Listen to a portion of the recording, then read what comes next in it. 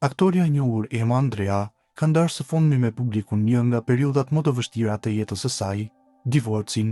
Në një intervistë dhënë për emisionin Rudina Magjistarit, Andrea ka folur hapur jo vetëm për fundin e marrëdhënies së saj, por edhe për ndikimin emocional që pati reagimi i shoqërisë ndaj këtij veprimi.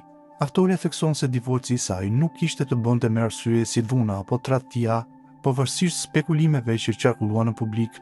Ajo e pranoi se ndarja ishte një proces i dhimbshëm, por sipas saj, më e vështirë se vetë ndarja ishte gjykimi dhe presioni shoqëror që pasoi.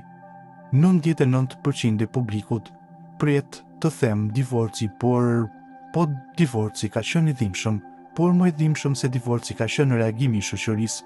Ka qenë një reagim shumë dramatik që më ka shënjuar fort, më ka shënjuar, më ka frustruar. Më është dashur punë e madhe për të dashur shoqërinë apo për ta kuptuar, më është dashur mua të jem empatike ndaj të gjithë atyre që më sulmuan.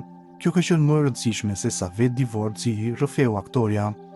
Emma Andrea shtoi se ndryshimi i perceptimit të njerëzit ndaj saj ishte i menjëhershëm dhe i dukshëm, madje edhe në gjeste të thjeshta si përshëndetjet, ndryshoi dhe përshëndetja. E di, nuk isha më aktoria e talentuar, nuk isha më artistja e lexuar. Isha vetëm një grua fajtore që nuk po kërkonte falje, që nuk po rrinte në qoshe të kërkonte ndihmë, tha ajo.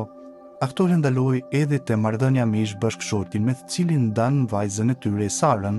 Andrea tha se pavarësisht ndarjes, raporti mes tyre është i shëndetshëm dhe se ata janë ende shok, duke e konsideruar të rëndësishëm që vajza të rritet në një ambient sa më të balancuar.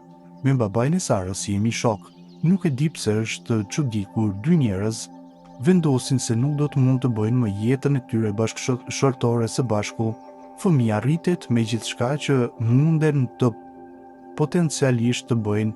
Natyrisht nuk ka pasur një gjë të tillë në marrëdhënien tonë, por se di pse njerëzit nuk e përqejnë gjërat qytetare dhe të civilizuara, u shpreh ajo. Emma Andrea pranoi se reagimi i publikut e ka lënduar dy fish, sepse i ka prishur edhe marrëdhënien me jetën dhe besimin që ajo kishte të mira. Më kanë heshur shijen, e kam dashur jetën dhe besoj tek e mira. Me një besim të jashtëzakonshëm nuk i kam shkuar kur banalitetit që ekziston në çdo raport. Kjo më ka vrarë dy fish se më shndërroi brenda vetes, përfundoi ajo. Përfimi i saj prek një temë të rëndësishme për shoqërinë shqiptare, ku ende ekziston parajgjykimi i fortë ndaj grave që vendosin të ndahen, duke e bërë këtë rrëfim jo vetëm personal, por edhe një thirrje për më shumë mirëkuptim dhe empati.